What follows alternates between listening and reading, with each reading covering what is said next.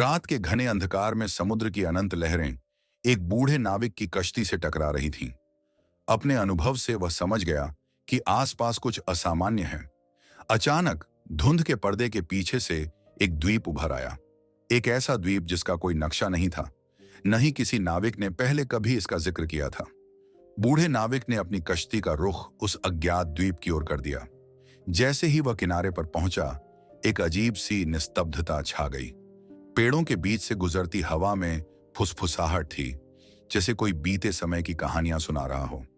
नाविक के कदम जैसे ही रेत पर पड़े, उसे ऐसा महसूस हुआ जैसे जमीन हल्की सी कांप रही हो।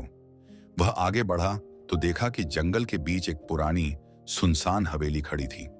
उसकी खिड़कियां टूटी हुई थीं, दरवाजे अध खुले झूल रहे थे और दीवारों पर अजीब चिन्ह उकेरे गए थे। वह अभी उन चिन्हों का निरीक्षण कर ही रहा था कि अचानक एक पुराना दीपक जल उठा, जैसे किसी ने उसे देख लिया हो और उसका स्वागत कर रहा हो। नाविक का दिल तेजी से धड़कने लगा, लेकिन जिज्ञासा उसे और आगे ले गई।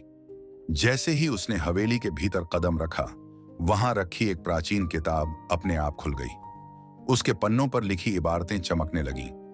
वह किसी प्राचीन भाषा में लिखी थी, लेकिन अजीब बात यह थी कि नाविक उन शब्दों को समझ सकता था। जो कोई भी इस द्वीप पर कदम रखेगा, वह या तो इसके रहस्य का हिस्सा बन जाएगा या फिर हमेशा के लिए खो जाएगा।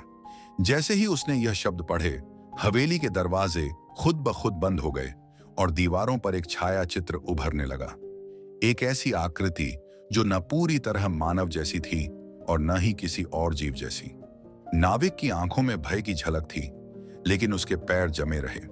अचानक जमीन के नीचे से एक धीमी गूंज सुनाई दी, जैसे किसी तहखाने में कोई कैद चिल्ला रहा हो।